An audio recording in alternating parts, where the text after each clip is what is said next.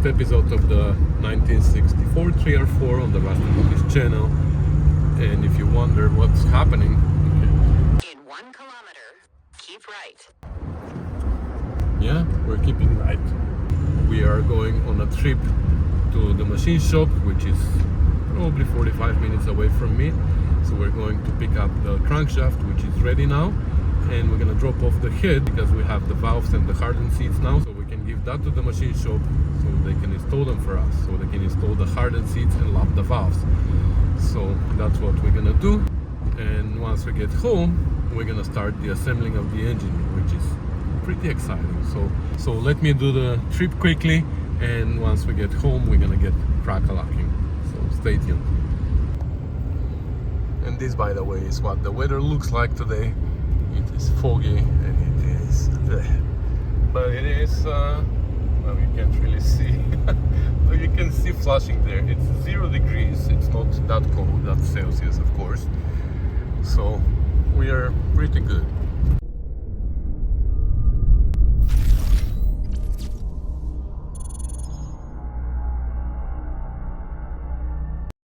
Alright, so we are back in the garage. We have the crankshaft nicely polished, lubricated, so it's time to start assembling the engine. Before we start assembling it, though, we need to prep it. And what do I mean by prepping it? I mean, we have to chase all the threads. Now that it is painted, you see all the threads have a little bit of paint in them. Some of these are full of gunk, so we're gonna chase them quickly with a tap, and we're gonna clean the paint from where, for example, here and here and here. And then we're gonna go inside and we're gonna clean inside nicely because it's dusty now. There might be debris inside the oil passages too. We need to blow through them really, really nice and make sure that there's nothing blocking them. And then we're gonna start with the assembling. So let me pull out my tap and die set, and we're gonna start with cleaning the threads. Yeah, look who showed up. I have my intro ready. Oh, okay. I was gonna pop in on the floor. Okay. So here's the famous Mr. Chef Tash. He's well and alive for those of you who think he's dead. Yeah. So Mr. Chef Tash, how long do you think that the excuse with I'm too busy at work is gonna work? So I have another excuse. It's okay. my shoulders excuse. Oh, I see. I have bad shoulders, so that's my other excuse. Okay. That's why he's not holding the metric wrenches very well. That's right. All right. You want this? Give me part. Give me the other one. Okay. No. Sit. Did I tell you to spin? Spin. Give me paw. That's bang. Sit pretty. Good boy. Okay. All that for a Timbit. You want to see my tricks for a Timbit? Yeah. Don't break anything off. That's the last thing you want to start the day. The good part is has a clutch. Oh yeah, okay. And it's not forcing it, you're just hammering it on it. It's never too late to break something, but so far it hasn't been broken anything. I'm more concerned about cross-threading. I don't think these are coarse threads, so it's harder to cross-thread them.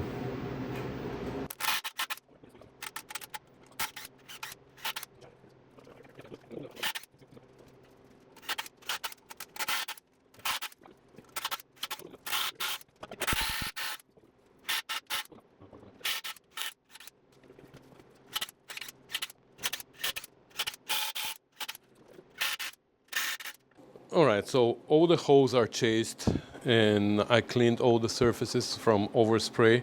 I even cleaned here where there's gonna be copper washers, so I didn't want to have paint there. And in general, the outside is done.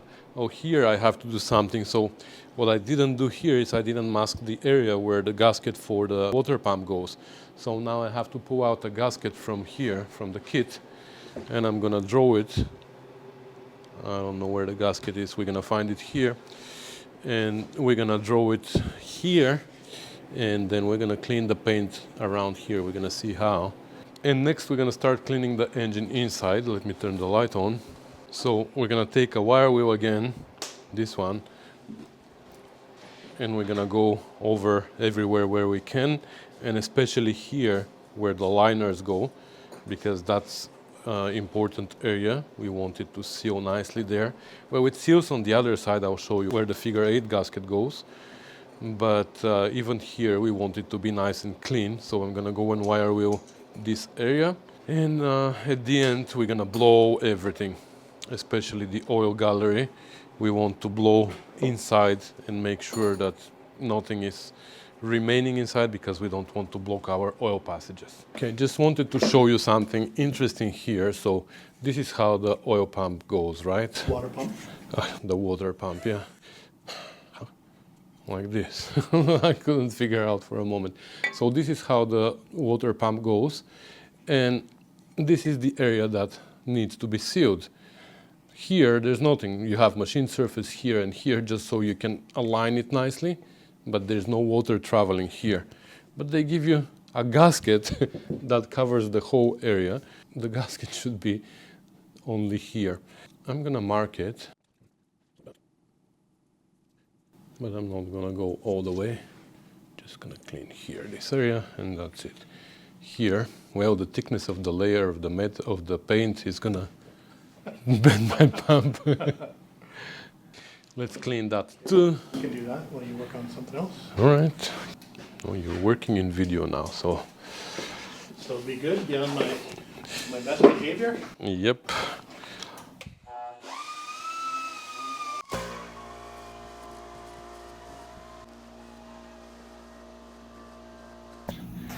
Okay, let's inspect what he did. Oh my God, he went over the line.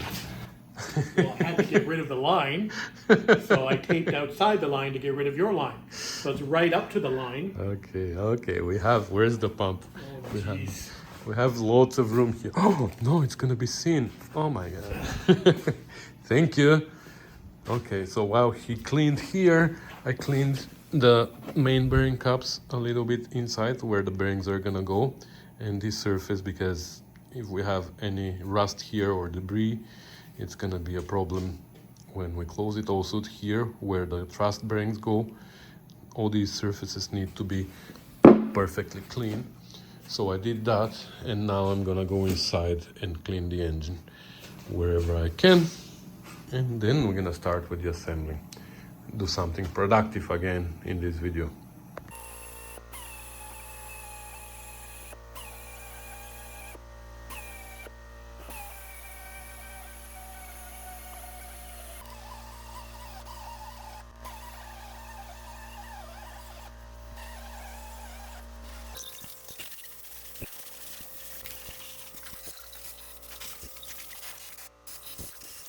Alright, so while I'm cleaning the engine, Mr. Chef Tash is keeping himself busy. He's chasing some threads on the threaded rods of the studs on the water pump. He also unpacked all the liners and the pistons, and he also marked which piston came from which liner, which is a good idea because I'm not sure if in the factory where they made them, they matched them. I believe they should be standard, but anyways, he marked them, which is a good idea. So I went through the entire engine and I blew everywhere I could. I cleaned these surfaces. I blew through the oil passages. Before I ran brake clean through the oil passages, so that's the best I could do about them. I think they are in a good shape now. So we are ready to start assembling now. So normally the TR6 engines and Spitfire, when I built and all that, I start by the camshaft because it's deep down there. It's easier to install it first. But here, because we have sleeves on the block, I'm gonna start with the sleeves. And by sleeves, I mean liners. So I'm gonna grab number 1 first, so they can be put in one of 4 positions. Doesn't really matter which one. Some people when they reuse them, they just turn them 90 degrees because they get worn in oval in one direction, so they turn them 90 degrees when they rebuild the engine. But for now, these are brand new, so we can put them in any direction we want. Now here underneath though, we need to put our figure 8 gasket, which is this one. So what we're gonna do first is we're gonna do a dry test, because there's a measurement here of the liner. It needs to protrude up certain amount above the deck. So we're gonna see in the manual what that is, that measurement. So, wow, I don't think it protrudes at all. Oh yeah, it does. In the past, I've seen different thicknesses of gaskets that you can interchange to adjust the amount of protrusion, but I don't think here now in this set we have different thicknesses. I think it was 6 thou. Would you like the liner protrusion? Yeah.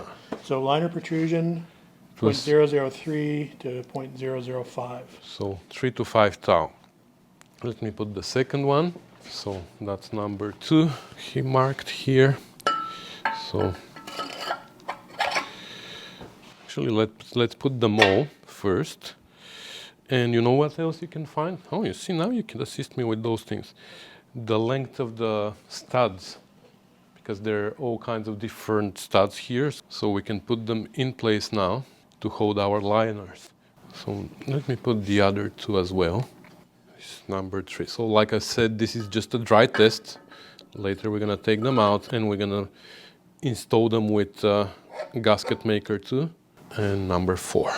So these are 86 millimeters, but for earlier engines, TR3 and TR2, and even for earlier TR4, it is 83 millimeters, I believe.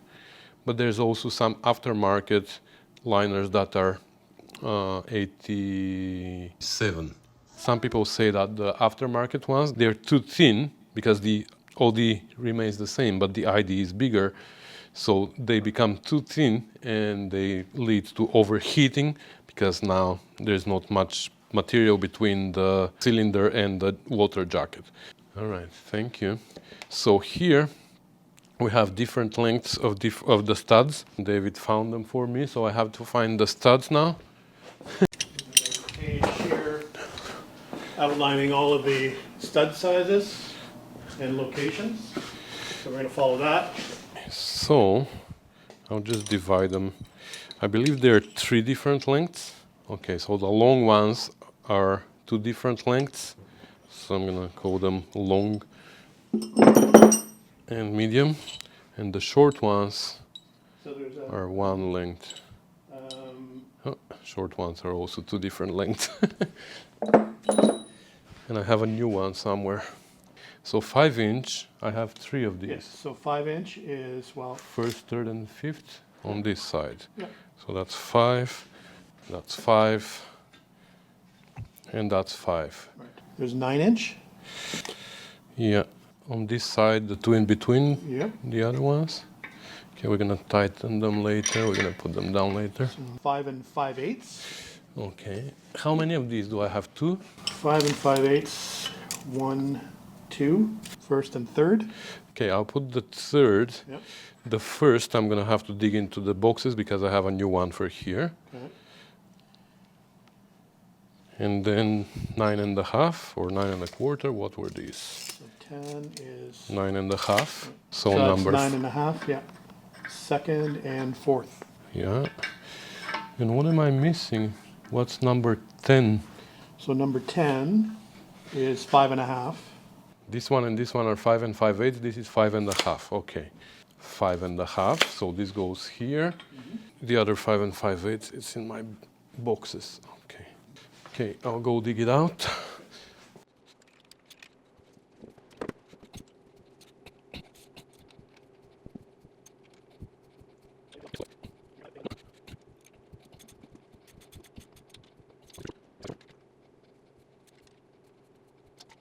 So, okay, I didn't tighten them a lot. They don't need to be crazy tight because when you torque the nut on top, that's when the torque spreads I guess, through the entire stem of the stud and of course on both sides of the threads. So they don't need to be tightened too much as long as they bottom. So now I have here, I can put washers on 4 locations. So actually, in fact, we only needed these 4 studs. I had bigger washers before. Dun, dun, dun. That's a problem. Okay, I need to find big washers for here. All right, I was able to find some washers here and there. I used to have big washers like this. I don't know where they are now. Anyways, these are holding just a smidge, and that's all we need. We need 4 to hold all the 4 cylinders. So now we're gonna put 1 tube on each place. These are from electrical conduit, I believe. And now we can just snug these. We don't need to over tighten them. Yeah. 5 is going, but it's tight.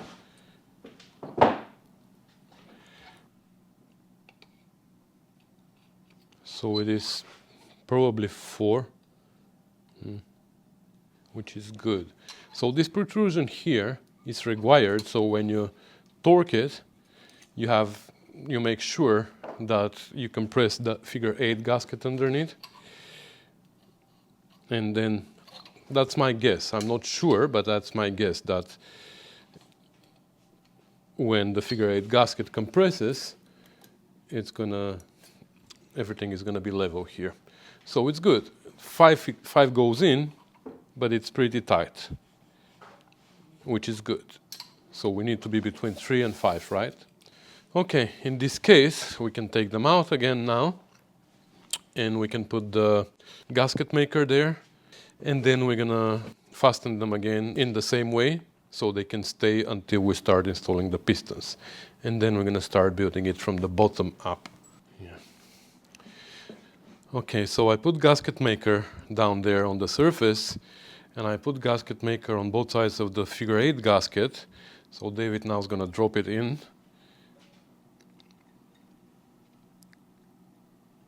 And this gasket maker, I don't think it is required there, but I just put it as added safety, because this gasket is supposed to be crushed there, right? And that's what seals. But I still add gasket maker. It doesn't add any thickness. I actually had a question about it in one of my videos long time ago, and I made the video about it. I tested gasket maker. I measured 2 metal blocks with micrometer. Then I added gasket maker in between, and I measured them again, and they had the exact same distance. It doesn't add any thickness.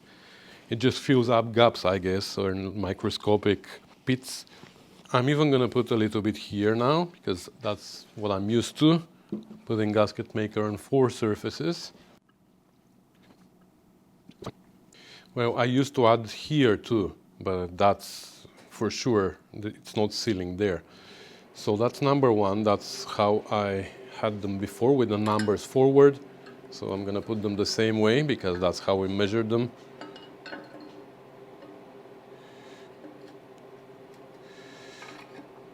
There you go, number 2. Again, of course, here it's very important not to have any debris, because that might affect not only how it seals, but also the height. Number 2 goes forward. Oh my God, now the numbers are upside down.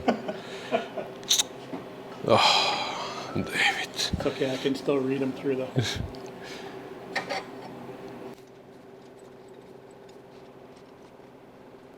Okay, there you go. So now I'm gonna do the same here. I'm not gonna film that, you saw it, and then we're gonna continue from the bottom. Alright, so now all the liners are installed, and they are held with the big washers here. Now we can start working at the bottom. And I'll say it again, we install the camshaft first, because it's deep down there, And if we install the crankshaft first, then we're not going to be able to put assembly lube on the bearings because it's going to be hard to reach there. So we are using assembly lube. You can use engine oil if you want to, but if you're planning to start the engine soon, if you're not sure how soon you're going to have to start it, it's better if you use assembly lube, and this is the one that I use, Permatex Ultra Slick. Yeah, Permatex should sponsor you with all the aviation I know, gasket and all the assembly lube. absolutely. I even eat it for breakfast, you remember? That's right. The assembly lube stays where you put it. The oil tends to seep into the bottom of the engine, but assembly lube is thick and sticky, and it stays wherever you put it.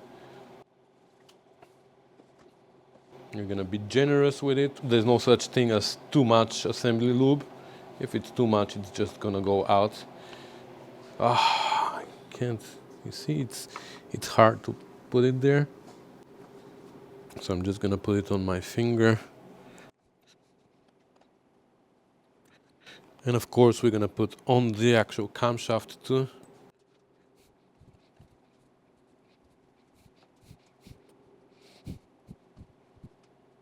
You removed the sticker? I did. Okay, perfect. We're gonna put lube, assembly lube everywhere now, even on the cams. And I was going to get you to do that as I feed it in. ah, But either way. no, and I want to spread it around.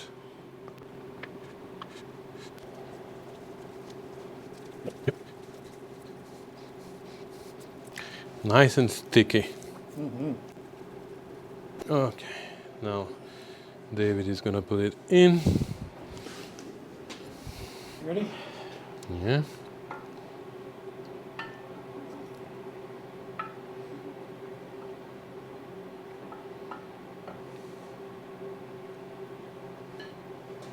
Want to just guide that a little bit for me? Yeah. I can't. Yeah, okay, I got it. I got it. There you go. One more. Now here I can try and guide it. I got it. Lower, I think you're going too high. You're going too high. You don't have much to grab at this end now. Yeah, There you go. there you go, yeah. So, Yep. nice. Okay, and we're gonna put the front keeper too, even though it needs to go after the front engine plate, but for now we're just gonna put it there so it supports the front end. I put already. I put assembly lube on it, so we're just gonna keep it here like that, just to support the front end of the camshaft, otherwise it's gonna hang. Not that it's gonna bend, but just in case, you know. And then later we're gonna remove it and we're gonna put the front plate. Okay, so next is the crankshaft. Right, before we put the crankshaft though, I forgot about that part. We need to deal with the rear seal. So I'm not going to talk too much about the rear seal. I'm just going to give you a little bit of an idea here. We already spoke about this rear seal in episode 6 of this series. So the original rear seal is this. It's not a real seal. It's actually a screw, and there's a screw on the crankshaft. And the two screws together, when the crankshaft spins, they act as a oil pump, and they basically pump the oil back into the engine. If you want to see more about how exactly it works, go and check my episode 6 of this series. We're not going to use this seal because they are notorious for leaking. So for that reason, we got from Moss Motors this conversion kit for the rear main seal. This is what it looks like. There are, again, two halves, but it also utilizes a real lip seal. And it is cut because it needs to go over the flange of the camshaft, of the crankshaft. It still has a spring inside, so we have to be careful not to rip it. But we need to put the two halves on the block and on the rear, and then we're gonna take the cap out and we're gonna assemble them when the crankshaft is there. For the original seal, there is a special tool that you put here instead of the crankshaft, which centers the two halves. Then you tighten them in place with the top and the bottom halves, and then you take out the cap, take out the tool, and you put the crankshaft there, and it is perfectly centered. But for this conversion kit, it is still a good idea to center it, but even if you don't, it's a lip seal, right? So you have a little bit of room here to play, so it is just like a regular seal on TR6, for example. I'm actually gonna try. I have a tool that I made myself. Don't laugh at it because it's a funny tool. So I might use it. I'm just gonna put the bolts for now loosely, and then I'll bring you back and we're gonna try to center the seal. Okay, so both halves are attached now loosely. You see they can move, and that's why they need to be centered, because they have this little play. So, like I said, it's not so critical for this seal, but for the original it's very critical that you center them perfectly. So how you center them is with this tool. So this one I made, and like I was just explaining to David, I didn't have enough diameter here, so I had to build up weld on the outside, and then I machined it, and I still had some gaps, and I filled them with body filler actually. But it's pretty good. You can buy this actually. I think it's available in most of the suppliers on British Parts.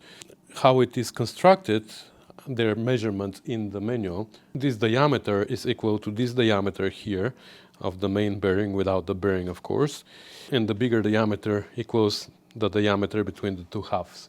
So what you do is you just put it there like this, you put the other one like this,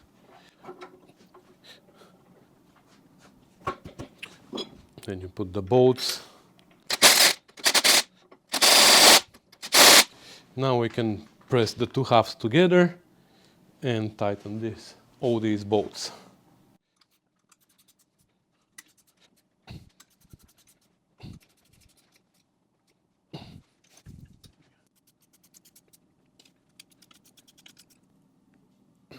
And now we know that our two halves of the bearing are centered perfectly to the crankshaft. So now we can take out the cap, take out the tool, and install the crankshaft.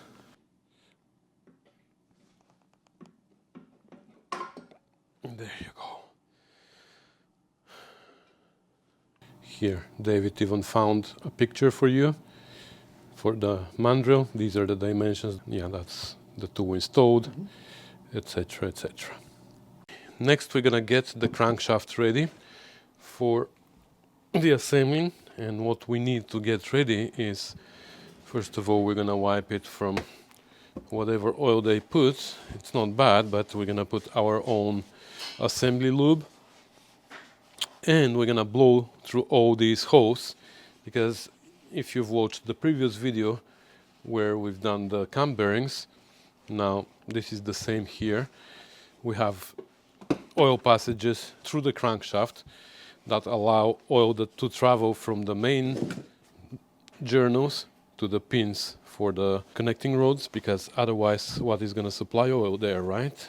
And that's how we deliver it through the crankshaft. And I can show you now. So this hole is connected to this hole. Like, you can't see it now, but you're going to see it with my air tool, for example. If I blow in this hole, I have air coming from this hole. So if I blow in this direction, I have it coming to this pin, and then if I blow here, it blows through that, and if I blow here, it goes there. But sometimes when your crank sits for a long time, it's possible that even bugs go there. I've heard stories. So now the only thing that we need to do is install the seal. So that's the reason why it is cut, because of this flange. We have no other way to install it other than this. So the open part needs to be towards the inside, and we're gonna be careful. put one side in. Oh my god, that's... I'm gonna take out the spring. I'm gonna put it separately. And then I'm gonna open it and put it like this. Maybe here we can put the spring back in first.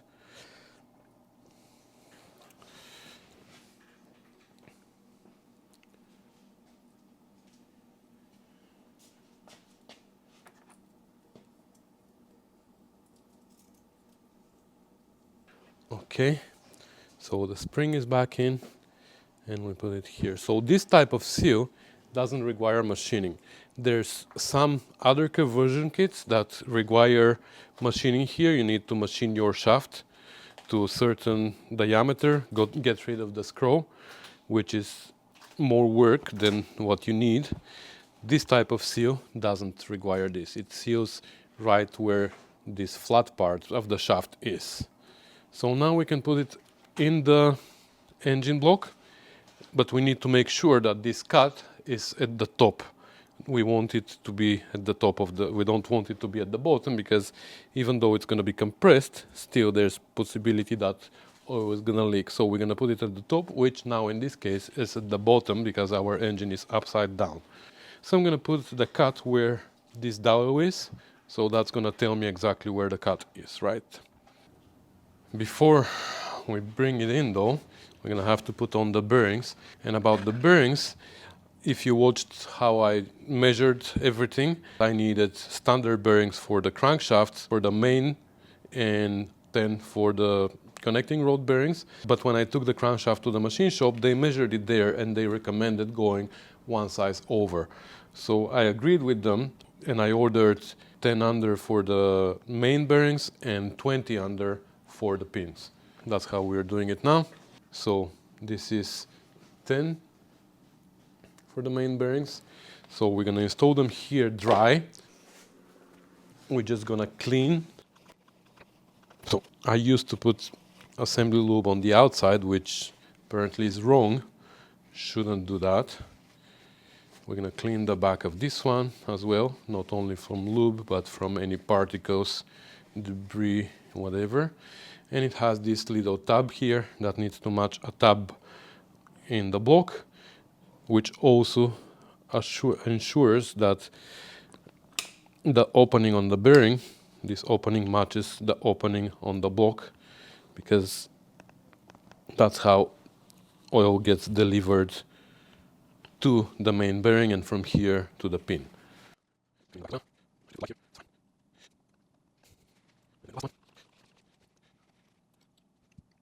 Make sure that they're flush with the surface. No, we're not gonna forget the assembly lube.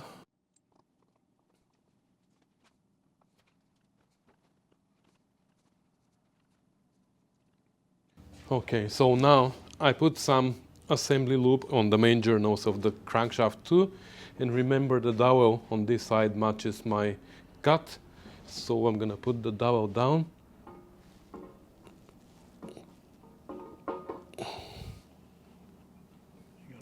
Yeah, I'm watching the seal at the back, so it's not very well.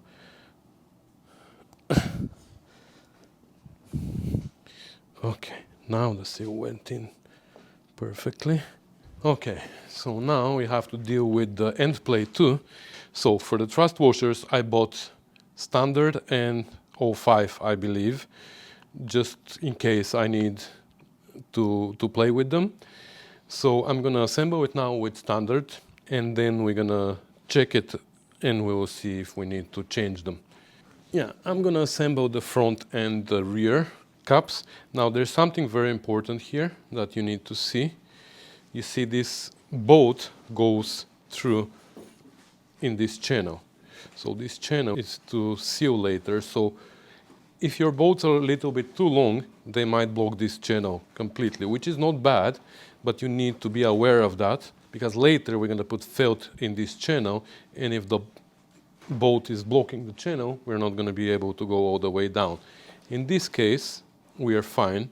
so I don't need to loosen them. But what you can do if your bolt is blocking this, you can keep these two bolts tight, loosen these two, do the failed part, and then tighten these again. So I'm just gonna put a bearing here the same way.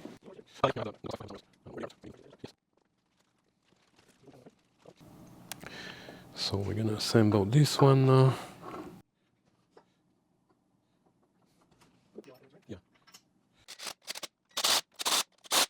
Then we're gonna put the front one, which now probably has a direction. So we spoke about that in the video when we were taking everything apart. If you can see here, there are marks. I don't think they mean anything. I think they're just random numbers and letters just to give you orientation of how all the parts go together. So here you can see L94 and here you can see L94. So your cap needs to be in the same orientation so you can read the numbers from the same side. So that's how it's gonna go. Let me put the bearing. In fact, the one in the middle is the only one that you can mess up, because this one has the screws here that are for the front cover. Doesn't have them on this side, so these holes of course need to be on the outside. So assembly lube.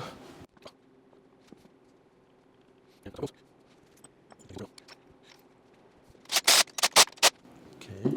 And here now, before we put the center one, we're gonna have to put our thrust washers. So you have two without tabs and two with tabs like that. This tab goes on the main bearing cap. So that's how it goes. So these ones we're gonna leave for now. We're gonna use these. So you see, this is the bearing surface, the one with the little notches here, with the little grooves. So they have to be against the crankshaft. So this is the bearing surface of the crankshaft here and here. So that's how we have to put them, with the bearing surface out. Maybe we should zoom in a little bit here, yeah, so we can see better. So again, with the bearing surface towards the crank, and you can just put it like this. Come on. And spin it. So, okay, move the crank in one direction, spin this around like this, then push it in the other direction. You don't need lube on the other side here, but there's no way to keep it. That's why the bearing for the cap has the tab, so it prevents it from spinning around. There you go. So this is the one actually that you need to pay attention to, because this one you can install this way or this way. So again, we're gonna look at the numbers. We have here L94, so this is how it's gonna go. Install a bearing first.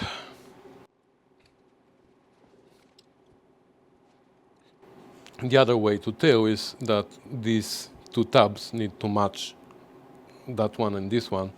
They need to be on the same side.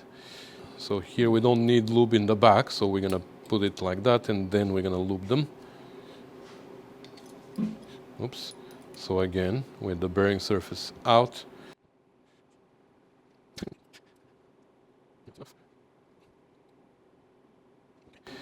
The more the better. It's not gonna hurt anything other than my pocket.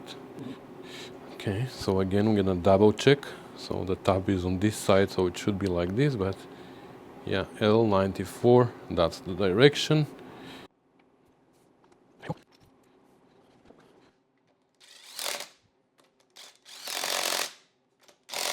Okay, we're not gonna torque them for now. We're just gonna measure the end play.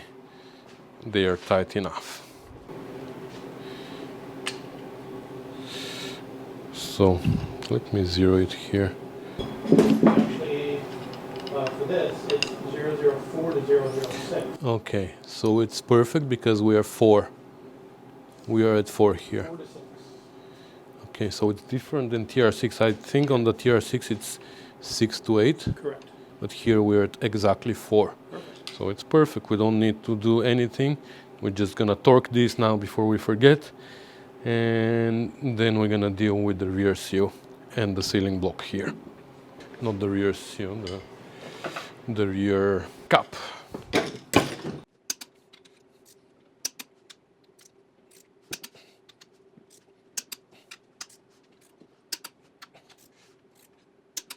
All right, these are now cranked. Now torqued. The torque shaft is now cranked. Now we can deal with the rear main cap here. We can seal it because now oil can seep through the gap here between the cap and the block. So in this channel, again, remember if these two bolts are too long, they might be blocking the channel. So you have to back them off a little bit until we do what we do here, and then you can tighten them. So here David prepared for me already this. I believe that only one piece of felt is enough. I remember that the gasket sets were coming with only one piece of felt, but now this one came with two. We're gonna try with one for now. These two are the gaskets for the sealing block, for the front end. We're gonna deal with that later. So what we're gonna do is we're gonna cut one in two in the middle. Oh, that's like 1/8 to this side. It's okay. And Do this one? no, it's fine. But this one is 1/8 longer. You wanna bet? Doesn't matter. You have to cut it in sections. Am I right though? Well, So yeah, one is for one side. So let's deal with one side first. We're gonna cut it into sections of 1 inch. Exactly, 1 1/16. Approximately 1 inch is enough. Okay. well, And- I want to get the approval before I do anything. Yeah, the chef is dicing them. Yeah. Dice them into 1 inch dice. Perfect. You want me to make It's it? fine, yeah, it's good. So why we're doing that is because you're gonna see now we have to dip them into my little bottle with gasket maker. So this is pretty messy job, that's why I have a rag here. So we take them one piece at a time, dip them into the gasket maker.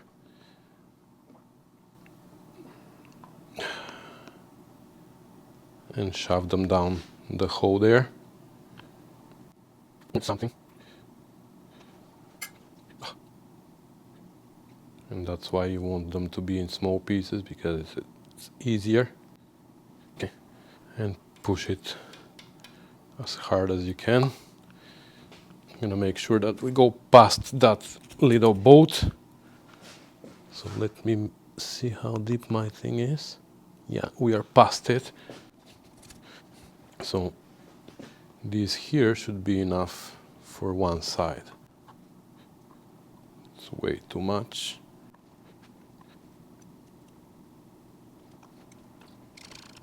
Yeah. Come on. Come on.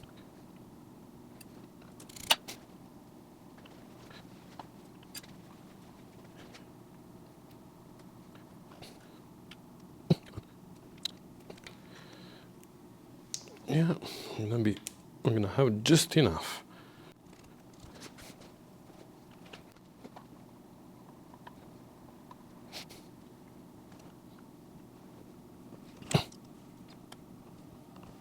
It's like exact. Yes, I cut it exactly. Yeah. Yeah.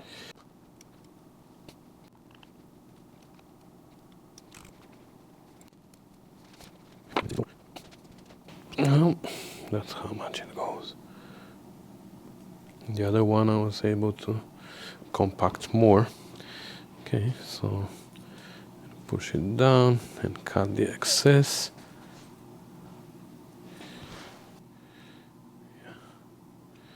Good. All right, that's it. The rear end is done. Let's do the front end.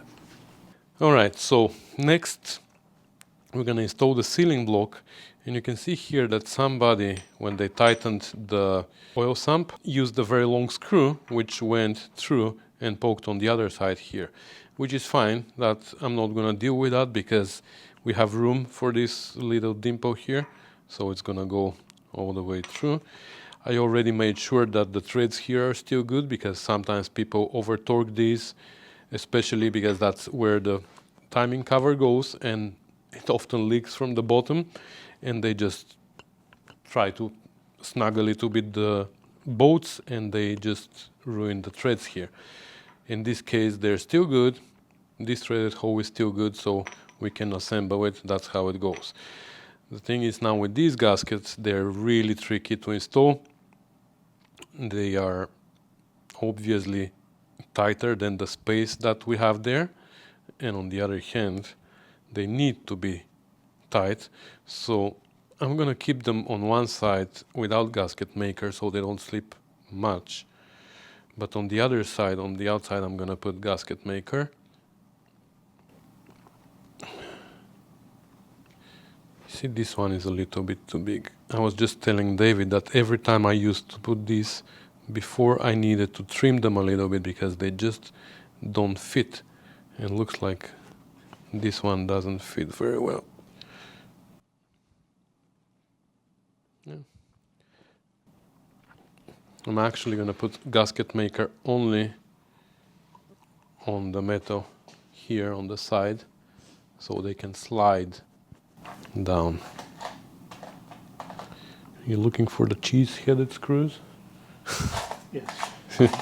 So apparently the two screws that go here, David just found out in the manual, they're called cheese-headed screws. I have no idea why, but that's how they are. So again, with the two holes to the front.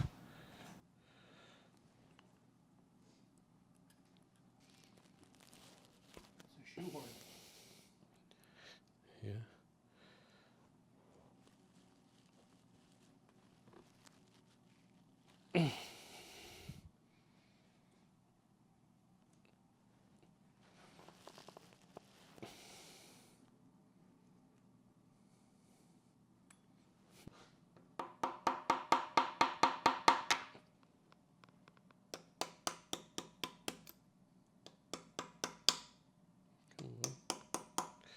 Okay.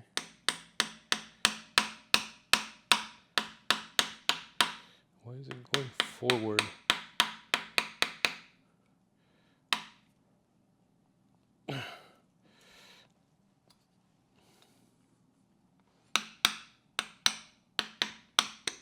Okay. Actually went in easier than expected.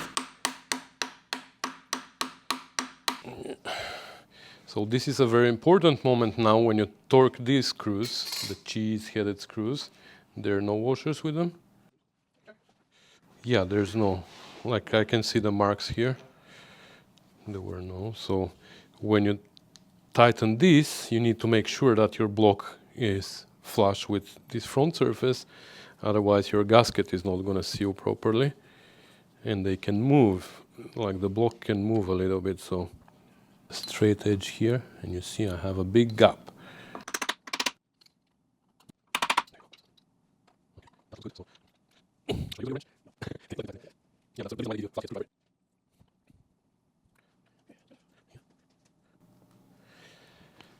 All right, so with that we completed the crankshaft installation. So I think that's a good point to end this video. Right, where are you going, chef? I don't like being in front of the camera. Well, you have to be. You were here through the entire video. He has a face, you see, he's not only hands. Anyway, so I think that's a good point to end this video. We assembled a big portion of the engine now. So in the next video, we're gonna start installing the pistons. We have to put them on the connecting rods now because they're new pistons. Put them in place, assemble the front end, and then what's coming next? Well, I figure by 9 o'clock tonight, we'll have it in the car, and then we can go for a test drive by about 10. Yeah, I don't know about that. It's a little bit slushy outside. Plus 3 degrees Celsius. It's not snowing. Yeah. Okay, maybe. I'm excited about the timing video though. Oh, well, All right. All right, guys. So that's going to be it for today. Thanks for watching, for commenting, for subscribing, for sharing, for supporting the channel. Thank you, David, for helping with assembling today. And we'll see you in the next one. Bye.